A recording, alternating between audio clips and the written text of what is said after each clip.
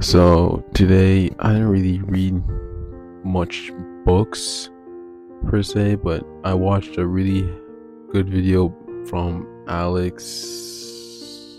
I can't even say his last name. He's probably known because he always has that band over his nose. Made a gym, seen big.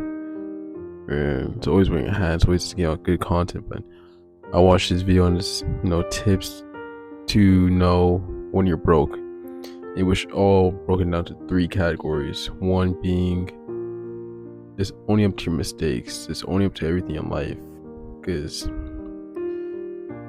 I think we all realize that we place blame on others because we want to feel right. But as you said, if you're right, you're not really winning per se. Because when you place blame on others, you're giving them the power, giving them that control of your life. Like, oh, this happened because of them. So basically, you're giving them the power that control your life. If you say, oh, I couldn't do this because of them, that means you'll never be able to like do that one task. Like either that be starting your business, going out there to get that one lead, talking to that customer, doing that job, whatever. You can't do it until you have like approval or until some actions done by that one person. Then that's what he means by when you place blame on others, you're giving them power. So that's why I've been deciding that no matter what, throughout this whole life thing, throughout all this business, I'm gonna try taking all the blame and really just like steer away from not holding myself accountable for all the mistakes and everything that comes on in my life. Because I think when I start to really hold myself accountable for it, I'll propel myself even farther. The second one would be using what's at your current disposal, not what you think you should have. If you don't really know what that means, I'll break it down for you. It basically means using what you could access right now, how much money you have in your account right now, how much books you have, how much knowledge, whatever resource per se, it could be whatever. Using that to your disposal instead of saying, oh, I should have this much in, I should this, I should that. It's basically saying you're entitled to something that you don't have. But the thing with that, even if you are truly entitled to something that you don't have for some reason, you can't use it either way. Either way, no matter what you say, it's not going to be at your disposal. So you just lingering on it is not going to get you any more further besides basically going by the step one and not listening to it, where it's saying take blame for everything. Sure, maybe you feel like it's not fully your fault, but then again, deep down you could probably see, yeah, there's some parts that I could have done differently, which would have been smart, but I took a shortcut to really get it done, which led me to this part of my life. And that's where the two rules kind of blended together: holding yourself accountable, and using what's at your disposable and not what you think you're entitled to. The next rule that he gave us was what I feel would be the most helpful, and that'll be number 3. Really watching who you have around you, how they affect you. It's more the mental side and how other people's actions could affect you. It really is coming to terms with what to do. And I can really feel, because he said this is the part that really stuck with me. It's like, if you're more focused on your friends per se, you see, if the people around you aren't doing what you want to do with your life, aren't going towards the goal you want, aren't someone that you think you should take advice from, don't take advice from them. That's really plain and simple. And most people right now are probably saying, well, obviously dumbass and everything. If you really think about it, a lot of people don't follow that. They may know someone's bad for them, not leading towards where they want to go, but he still just have them around because he's been there.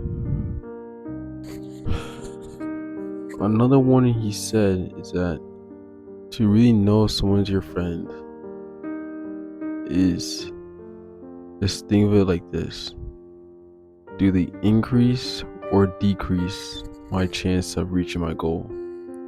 It's really as simple as that. Because you think of it this way: you have 100% chance to reach your goal if you stick with it, right? But say you have 3 or 4 friends that if they stay around, there is decreasing your chances by like they could even be like 1 to like 10%. That's how much a lot of people could change another person's course. But say they all decrease your chances by like 10%. So your 100% chance of reaching your goal if you stick with it will not decrease by 40% just because of you holding around with those friends that have always been the per se. So you really need to think about that with each friend, each person close to you. Just almost everyone you think needs that little questionnaire towards to really know who you should keep around, who you should take advice from, and everything. And I'm not saying you should just cut them off, be like "F you, don't talk to me again" or like that. But kind of maybe distance yourself from them because you may already see things that they do that isn't beneficial to you, like maybe partying every day towards like 3 to 4 a.m. in the morning, sleeping late, doing nothing, no knowledge, no skill sets, no drive to really reach the next level. Those people, must keep away. And then if you really want to go party for another day, that's when you bring them out because also you can be the party people. But you kind of get the point. He also said at some point on your journey to this, you may be down a lonely path because you're not at the level of success you are for your next friends on the next stage.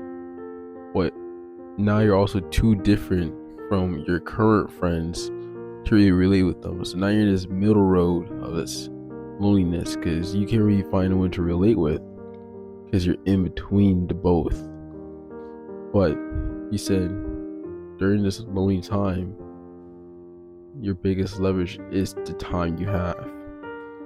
And everyone with a smart brain knows, skills is what makes money. And to make money, you need to make money beforehand. It's basically just a loop. Get a skill, make money from that skill, use that money to make more money by learning another skill, and so on and so on. And eventually you have so many skills that you could do well that you could use the money you're making from the skills to just buy someone's life. Not like, creepy like some kind of like anime or anything like that. Like you hire them. They have a skill that you probably want, but you don't have the time to learn everything. So you just buy them completely, and then all you can take is some people just can't get out the mindset that they could amount to more than just being a worker. And that's perfectly fine with some people. Some people just want to have a simple life like that. But if you're one of those people that don't, that's kind of the path you go down. You want to be a person that knows all, but almost not really a master of everything. Because being knowledgeable in all areas, I think is better than being knowledgeable in one specific area.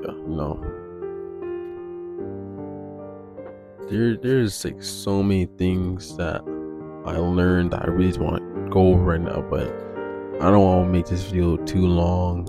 I'll probably just include this in like the next video, or a video down the line eventually, because I really do want to get over some points I get, so I could like deliver it out to y'all, but also I could be implementing and sharing it to really have it locked in on me. You know what I'm saying? So yeah. Other than that, I think I was ended tonight because I'm really tired. It's like almost 2 a.m. in the morning where I'm at, so it's no real benefit for me staying up. It's really fucking my schedule. So yeah, I don't really know how I need these things.